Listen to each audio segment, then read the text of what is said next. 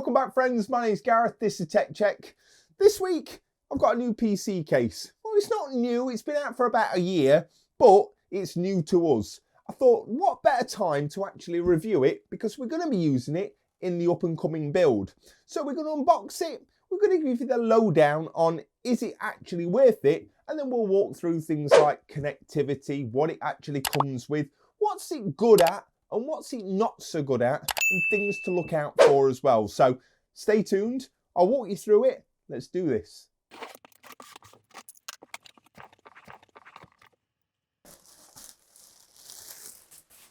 So now we've got it out of the box, guys, let's have a quick walk around it and let's look at some of the features and the reason why I actually purchased this case. So on the front here is quite a stylistic front panel, this is, guys, and the main reason why I bought this is because it's got these perforations on these two metal panels here. Most budget orientated cases come with these crappy little vents down the side, 3 RGB fans in the front, and you get no airflow whatsoever. And in all honesty, they're not suitable. You end up getting out a little bit of a chisel and taking out the little bits of plastic to increase that airflow. One of the main reasons I really like this is because it's got these two metal panels in the front here. They can't be removed, but they've got thousands and thousands of little holes which have been punched through on the CNC machine to allow really good airflow. So not only do they actually look quite nice, but they're actually there as a purpose to allow and increase that airflow as well. So on the front of this particular case, we'll do a top-down view. We have got a USB 2.0.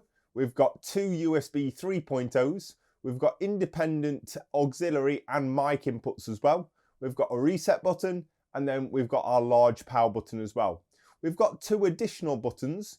This one is to affect and change the lighting of the RGB fans, and this one here is to change the brightness as well. As you can see at the top of the case, guys, it comes with this magnetic filter, really nice to have as well, and it supports two 120mm fans or two 140mm fans as well. Moving around to the side of the case, it's really nice to see this full glass side panel.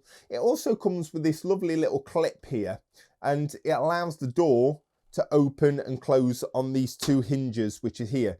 That can be simply picked up and removed if required. One thing I really like about that, having that hinge system, most of the time you've got the 4 screws on the side. The more budget orientated cases, you take them off, they've got no lips, you've got a chance of smashing the glass.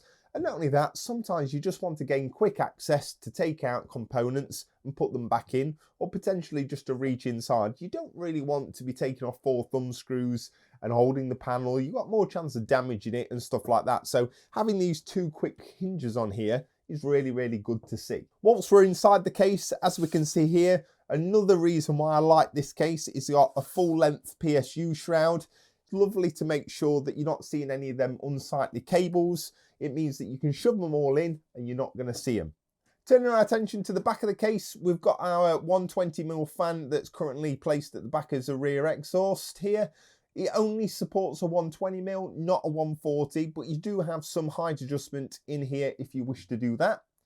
That then takes us on to our I/O shield. If your motherboard's got an integrated I/O shield, then you've got no problem. Just remember, if it doesn't, put your I/O shield in before you place and install your motherboard. If not, you'll be taking that out and doing it all over again. We've then got these PCIe Express slots here.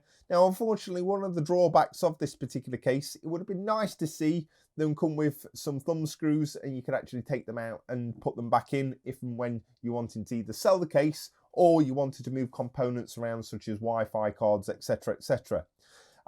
Unfortunately, it doesn't come with that. These are those bend and snap ones, so make sure when you are putting in your graphics card or capture card or Wi-Fi card, you are measuring them up to the PCIe slot so that you're not actually bending the wrong one out, because unless you've got some additional ones, it's going to leave it slightly unsightly. We've then got our PSU cutout, which is at the back here.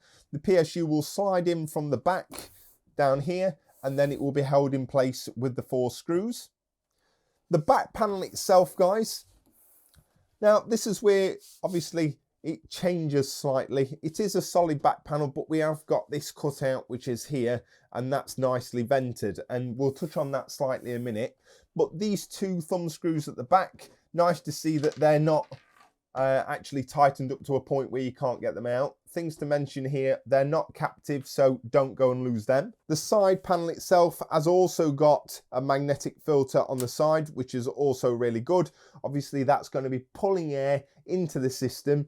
Having that little mesh magnetic filter on there is going to stop all that dust being infiltrated into the back of the motherboard. So at the back of the case here, guys, we'll have a quick rundown. We've got this COC cooling and overclocking fan.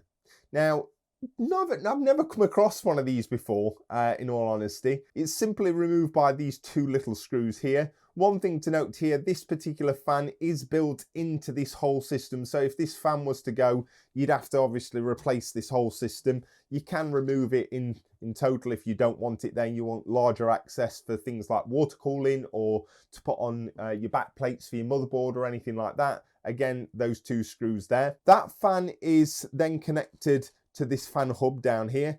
Great to see that we've got an included fan RGB hub in here as well. So these fans are just the standard 3-pin 5-volt addressable headers.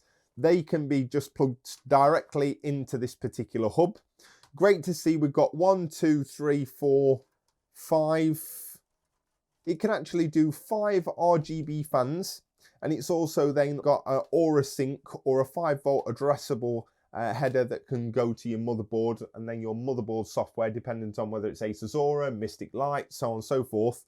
As long as it's got a 5-volt 3-pin addressable header, you should be able to control all of the fans through this particular hub here as well. So as we mentioned, these are 3-pin DC fans, 12-volt DC fans, guys. So this hub doesn't accept 4-pin PWMs.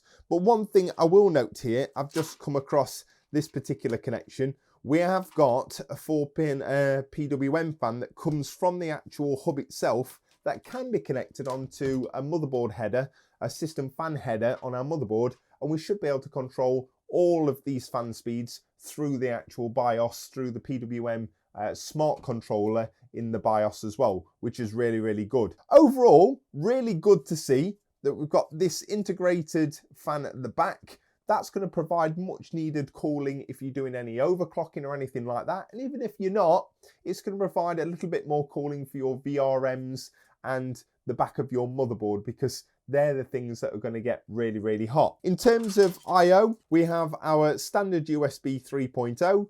We've got our HD audio. We've got our USB 2.0. We've also got then our power LED, positive and negative, power switch, reset switch, and then last of all our HDD light as well. So nothing which is not standard or anything like that. It's good to see that we've got, like I said, on the front, we've got them 2 USB 3.0s and that 1 USB 2.0. We've also got room for 2 2.5-inch SSDs, which are here, again held in by these 2 thumb screws. We've also got room for our 3.5-inch hard drives. We can mount them on the top and into the caddy here. You could also put a 2.5-inch drive at the bottom if you wish to do so also. In terms of power supplies, guys, as we mentioned, our power supply will go through the side here and then will be fixed into position by the 4 screws. I would say that you won't have any problems in this particular case with something like a 650, 750 watt power supply.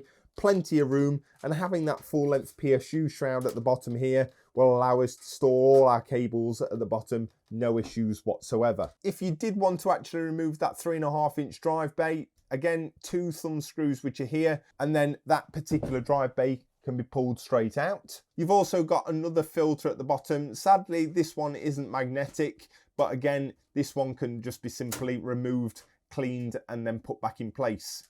We've got 4 feet, which raise the case off the bottom of the actual floor by about, I would say, about 1 inch. It comes with these foam feet on the bottom as well. So if you're looking to obviously put it on a nice table or anything like that, you're not going to scratch it up or damage anything, which again is a nice benefit. Included in the accessories, guys, we've also got this argb sync cable, so that'll work perfectly dependent on where your 5-volt addressable header is at the top or bottom. You could use it as an extension, or particularly connect another RGB piece of software to that hub as well.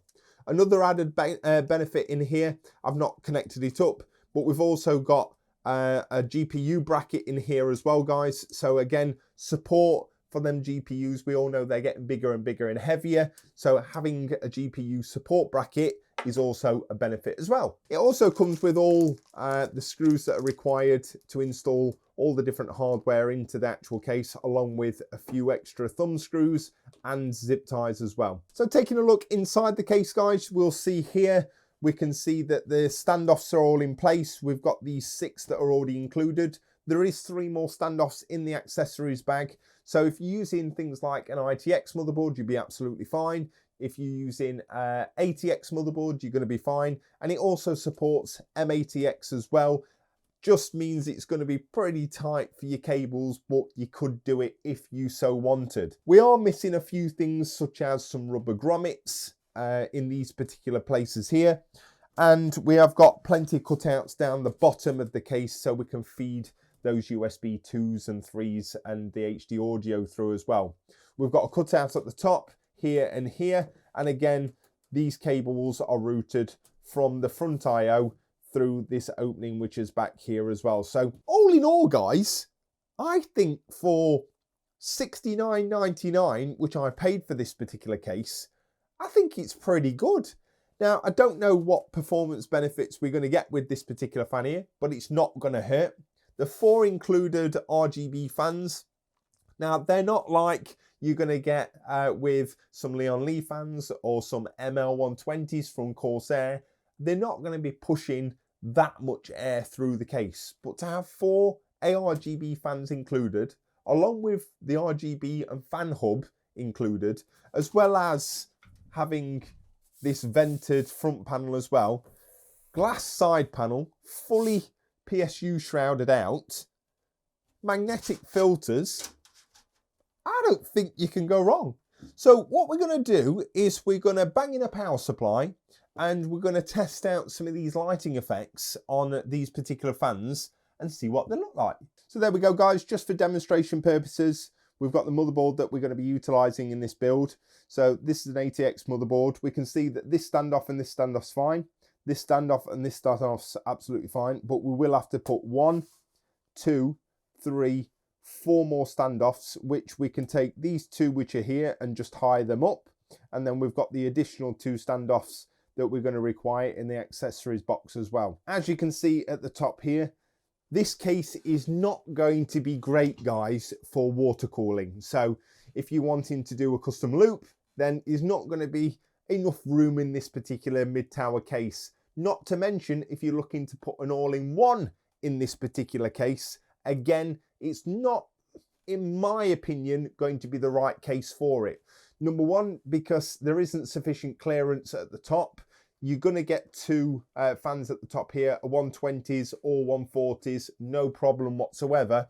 But if you are going to put a water cooler, it's going to be afterby at the front, which is here. And don't get me wrong, you can put a 240 or 280mm cooler at the front and have that set as an intake. You could also do push-pull if you liked. Keep the 3 fans on the front here, put a 240 all-in-one. You've got sufficient room for your radiator and then 2 other fans pulling air. So the 3 at the front would be pushing, the 2 at the rear would be pulling, and then you've got a 240 or a 280mm cooler in here. Me personally, I think the best way here is to have these 3 front fans as an intake, put 2 120 or 140mm as an exhaust, and then have this rear exhaust as well. And that way you've got even pressure, intake and exhaust, all RGB'd out, and you're not going to be struggling. I think this case is primarily aimed at air cooling, to be quite honest with you, with the lack of top support for all-in-ones. So not a downside, because I particularly took that into attention when I was looking at this particular build. We're going to be using a tower cooler, either a Arctic Freezer 34 or a Ventru V5, or I've maybe got another one that I want to try out because that's RGB as well, and this is going to a 13-year-old, so it'll look pretty nice included in here. Not to mention, less problems normally when you've got all-in-ones, less chance of any water leakage and all of those maintenance issues as well. Simple, just take the filters off, give it a good clean and blow it out and you should be fine and good to go. So here we are guys, just got a cheap 650 watt power supply which is here.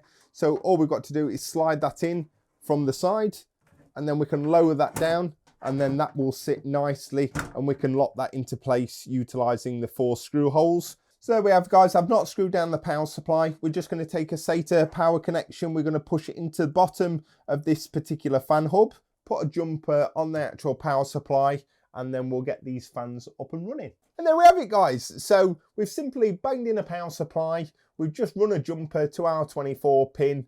We've connected SATA power to our fan or RGB hub. We've flicked the power switch on in terms of the power supply, and then we have illumination. So as you can see here, we've got our 3 front fans and our rear exhaust fan all lighting up. No problems at all. We'll then press this button on the front here, which we should be able to change the lighting effects as well. And guys, there'll be loads and loads and loads of these presets that you can actually play around with and things like that. Depends on what kind of colour aesthetic you're going for really. You've got some solid colours as well. But there's loads and loads of different effects that you can actually go through. And they are quite bright as well. Okay, now these being DC 12 volt 0.25 amp Gamemax fans, they aren't going to move a ton of air guys. So I will be honest there and I will say that they will do an ample job. There'll be no problems or anything like that. But if you were going to actually look at how much volume of air that they were going to move comparable to, like I said, MLs or Leon Lee fans or QL fans from Corsair, whatever it may be, they aren't going to be comparable. But to have 4 included argb fans included in this case, I think for this particular price, it's really, really good. Let's test the other button, see if that does dim it down. Yeah, so we can press it. Yeah, it looks like it's got 4 stages. Full brightness, then slightly less, 75%, 50%, 25%, and then off altogether. So nice to have just at the touch of a button, and nice to see that all works as well, because again, some of the really, really cheap budget argb cases, they come with these £2-3 fan controllers that, well, they're not worth the money guys. Even at 2-3 quid, they're not worth it. So to have that little bit of expandability, i.e. an extra fan, as well as the argb input, is also a benefit. So yeah, I think overall, aesthetically, it stands really, really nice. It's kind of got everything that you're going to need. And for 60 to 70 pounds, I don't think you can go wrong. So if you're interested in this particular case, I'll leave a link in the description below, guys.